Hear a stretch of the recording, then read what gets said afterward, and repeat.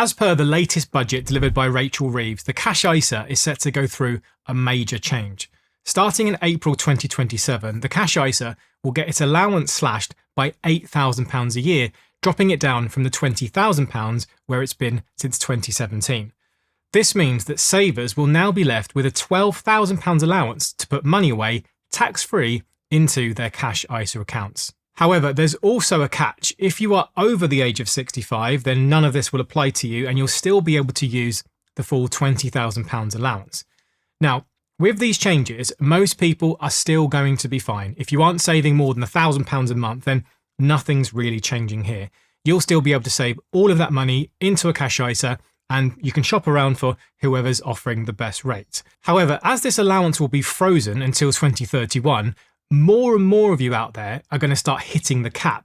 Now that means that if you want to keep saving money, you're going to have to beat it, and here's a couple of ways that you can do it. Firstly, here's a hack that I wish more people knew about. If you use your Stocks and Shares ISA, which will still have a £20,000 allowance, you'll be able to take your money and get a similar, if not better rate than your current Cash ISA. Basically, there are a couple of ways that you can use your Stocks and Shares ISA to your advantage without the need to stress too much about choosing complicated investments. Firstly, many Stocks and Shares ISA providers now offer you the ability to get interest on any cash held in your account.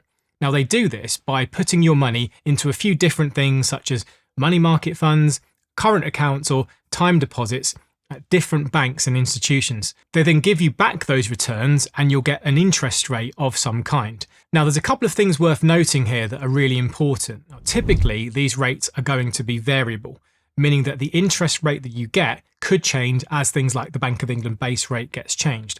Or some providers will give you access to fixed rates, but this is all going to depend on the platform that you use.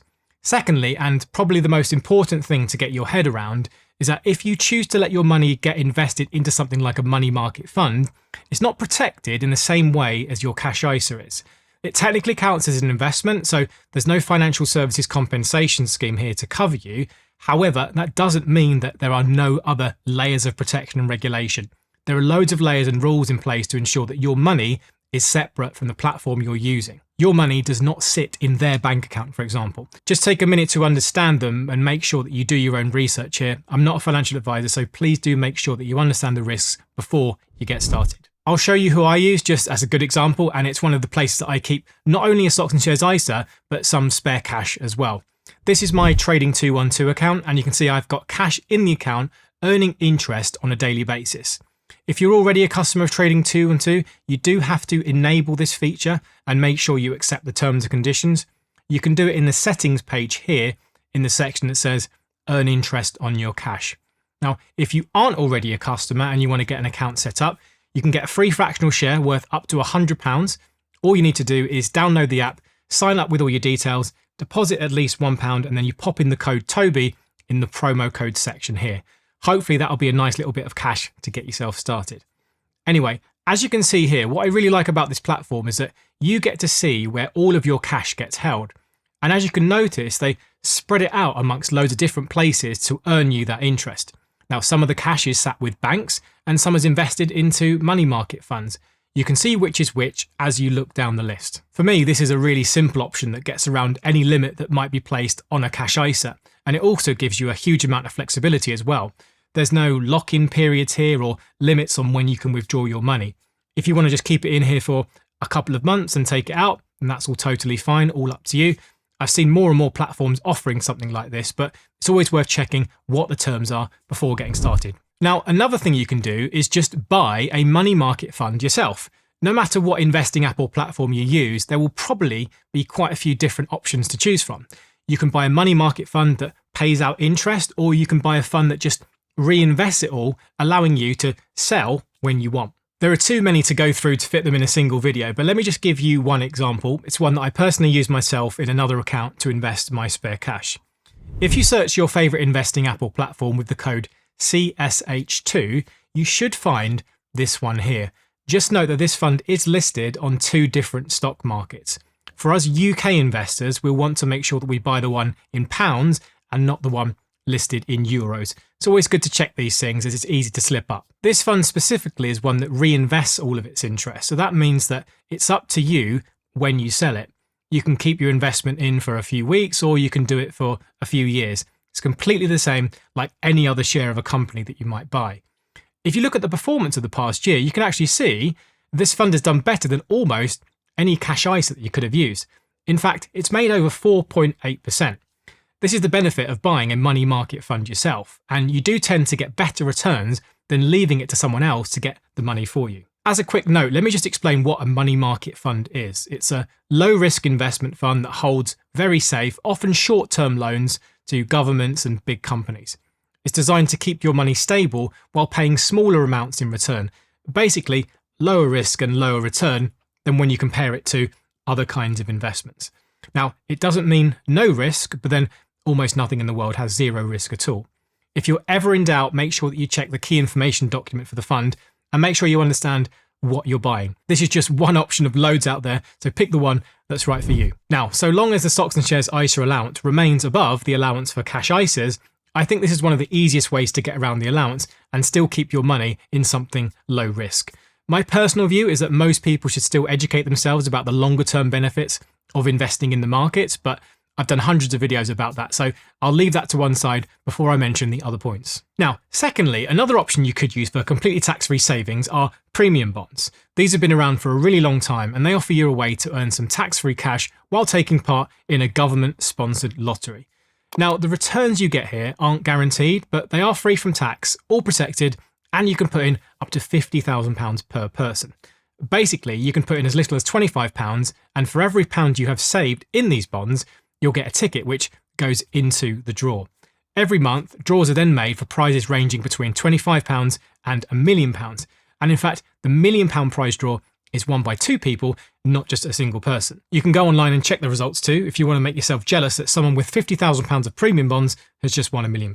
Now, just remember that with this kind of savings product, you're not getting anything guaranteed at all, and the rate they advertise is just one that is the average. There's every possibility that you can make no money at all, and the worst thing about premium bonds is that this rate is very poor when you consider what you could have got using something like a money market fund that I just showed a moment ago. A premium bond only looks good if you really have a large amount of cash that you want to keep for short-term purposes, as in the longer term, you're also going to lose the value of your cash due to inflation. If inflation runs at 4% a year and you win 3% in prizes, then you're losing money in real terms. If that sounds good to you and you still want to use them, then go ahead. It's still an option, it's tax-free and protected, but in my personal view, I think there are far better things for your money than giving the government a very cheap loan. Okay, the final point I wanted to make was more of a reminder that most of us out there already have an allowance when it comes to making money on savings interest. Every person is allowed to make money on their cash interest before having to worry about any taxes, so long as you fall into the basic or higher rate income tax bands.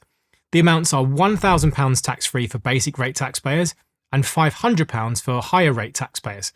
Now, I'm really sorry to break the bad news that if you are an additional rate taxpayer, there are no allowances for you for savings interest. Let me just give you a quick example. If you had £20,000 in a cash savings account outside of your ISA and you made 4% in a year, you'd make £800 in interest over that time. £800 isn't enough to trigger any kind of tax if you're a basic rate taxpayer, as that would fall into the £1,000 allowance. If you were a higher rate taxpayer, then you would have a small bill to pay, as your allowance would only be £500, leaving you £300 to pay tax on. At the moment, the rate you pay on savings interest is tied directly to your income tax band, so you end up paying tax in whatever bracket you find yourself in. However, this is set to change, and just like the ISA changes themselves, the rate of savings interest is going to rise by 2p from April 2027. This means that instead of paying 20% tax as a basic rate taxpayer, you'll pay 22% on savings, 42% will then be the rate for higher rate taxpayers, and 47% will be the top rate of tax that additional rate taxpayers will have to fork out. The point I wanted to make here was that even with the cash ISA allowance being reduced, you could still fully use all £12,000 worth in your ISA and then just save the rest in a regular high interest savings account. Very few people should ever be paying tax on their savings interest. And I think the latest stats say that 90% of people don't ever pay this tax anyway, as their allowances and ISAs protect all of their gains. Now, finally, there is a way to get up to £5,000 of savings interest completely tax-free, but it only applies to you if you have virtually no income or a very low income. It's known as the starting rate, and it applies to anyone with income under the tax-free income allowance, which is £12,570 at the moment. Anyone earning this amount or less gets the full £5,000 of savings allowance, and then it gets tapered down if you earn anywhere up to £17,570. This is on top of your personal savings allowance as well. So in theory, you could earn up to £6,000 in total if you meet the criteria. For every £1 you earn above the £12,570 amount, you'll lose £1 of your savings allowance. So for example, let's say that you have £15,000 of income from work and pensions in total for a year. You'd get £2,570 of savings allowance from the starting rate. You'd then also have another £1,000 of basic personal allowance on top, giving you a total of £3,570. Now, I don't imagine that many people watching this are in that position, but I can see people with quite a lot of cash savings and very low income, like pensioners or people who have retired early and yet to draw any of the state pension. It was made clear in the most recent budget that this starting rate of savings is still staying in place and there are no changes that are being made. So this is good news if you take advantage of this in any way. Anyway, I hope you found the video useful. If you want to take the next step and learn about how to invest your money rather than save it, here's a really simple, beginner-friendly video taking you through everything you need to know about getting started investing. I'll see you over there. As always, happy investing.